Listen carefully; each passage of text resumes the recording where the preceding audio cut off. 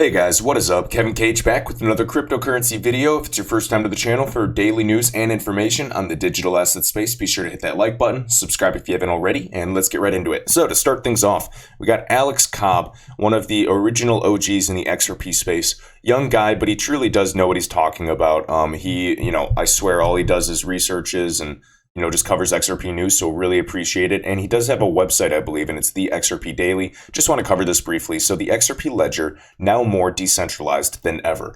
XRP decentralization update. Did you know that XRP is actually more decentralized than Bitcoin and Ethereum?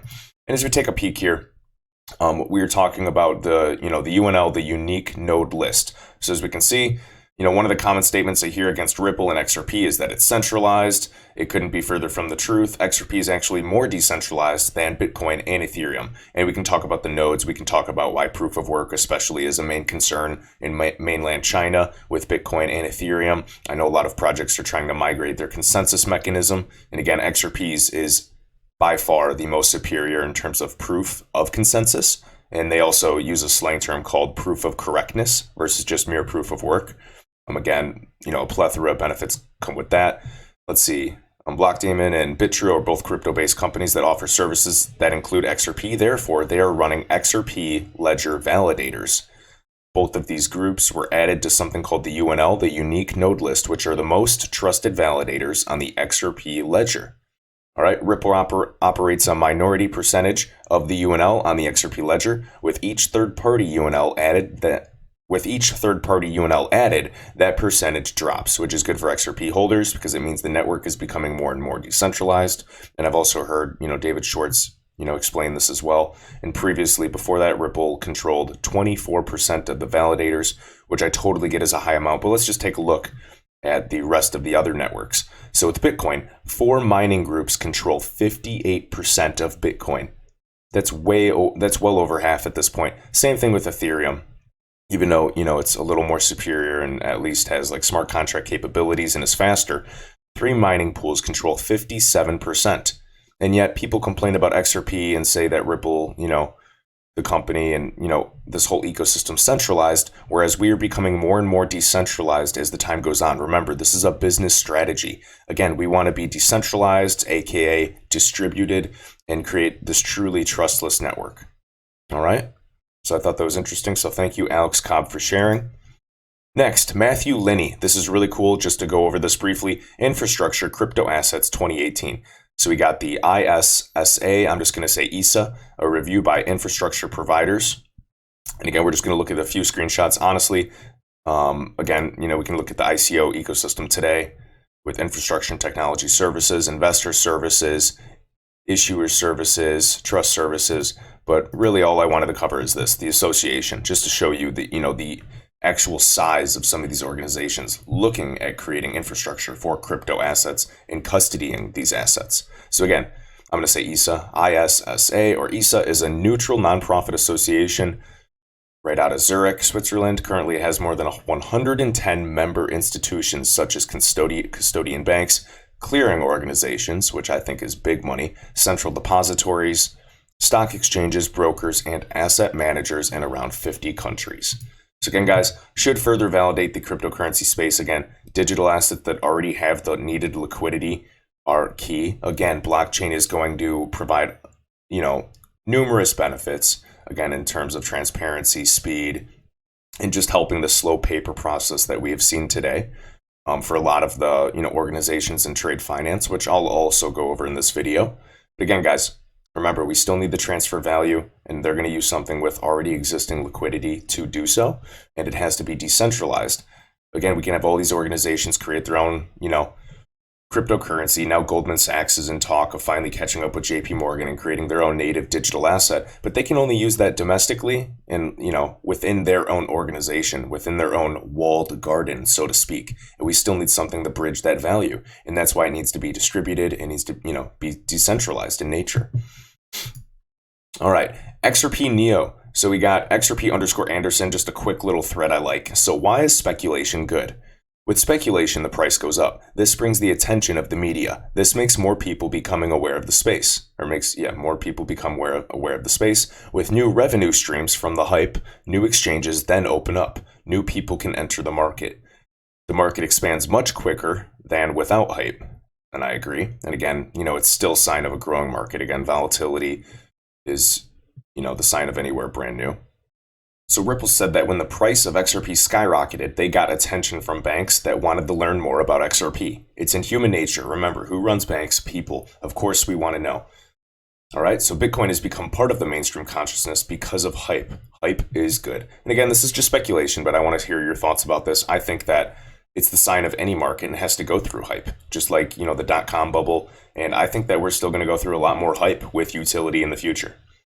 All right, lastly, we're going to finish off with this, just a short and sweet video for you guys today. So Matthew Linney, current trade platforms 2019, the ecosystems will be massive for XRP, and not only XRP, but I think the entire digital asset space in terms of use cases for smart contracts as well, and reaching a point with true efficiency and automation.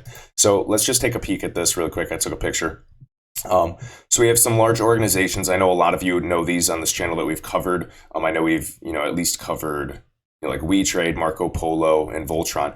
But for example, look, we're going to be getting into commodities, shipping and freight, letters of credit, and e-bills of lading.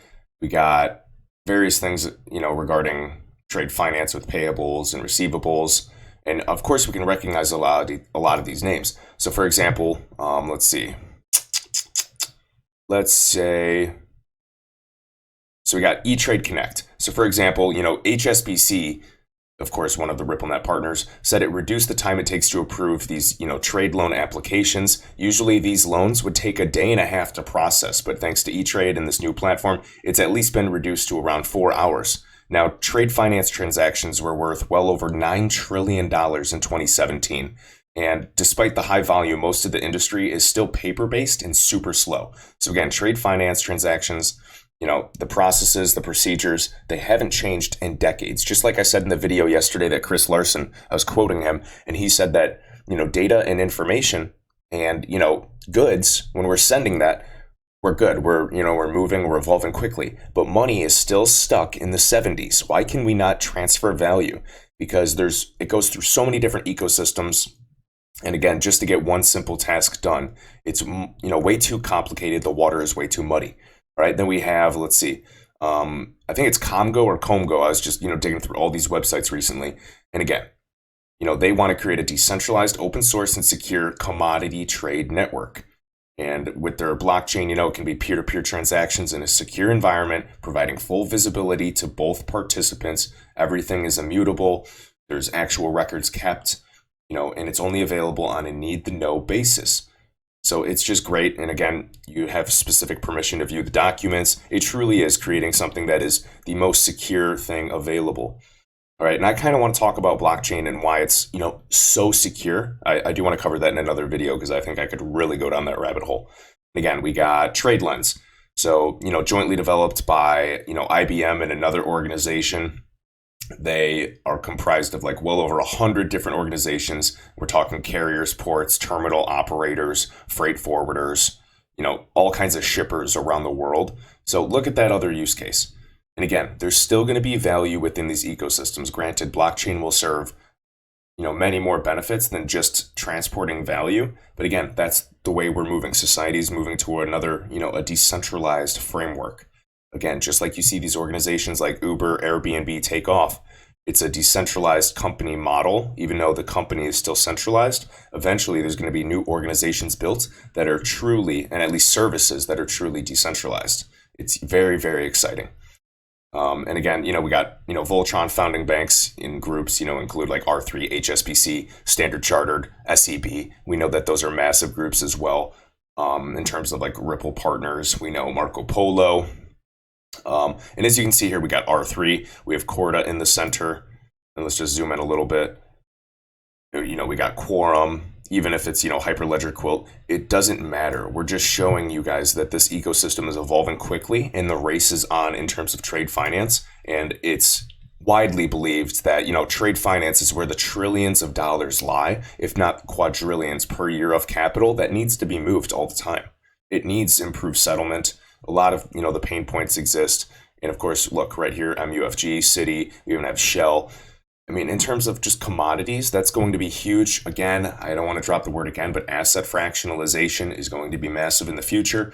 we're all calling it now. Everybody in the XRP community sees it, and it's just simply a matter of time. I was spending late last night just watching a bunch of TED Talks on my TV, and I am so excited for what's to come.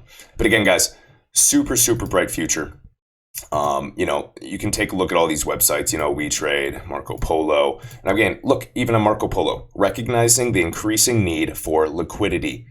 Ripple is targeting that with XRP to source on-demand liquidity on payment rails that are growing, and arguably one of the highest liquidity payment rails for, the most secure, stable, and, scalable digital asset, XRP. So again, guys, I know that the end was speculation, but I did want to cover the XRP ledger news just so a lot of, Bitcoin maximalists can just better understand why we argue that XRP is decentralized, and also the proof is that it's becoming more and more decentralized as time goes on. And, just to make that argument, because again, right now, sure, XRP is low, but eventually I wholeheartedly believe we're going to see decoupling, and XRP is going to differentiate itself due to actual adoption and use cases. Whereas, if you want to send Bitcoin quickly, you can just send it on the XRP ledger, which is, pretty funny to me. But again, guys, with that, I appreciate it. And again, we'll talk more about Coil. If you have not subscribed to Coil, I highly recommend it just to support the XRP ecosystem. Bright future ahead for that as well. But all right, I will see you in the next video. Thanks.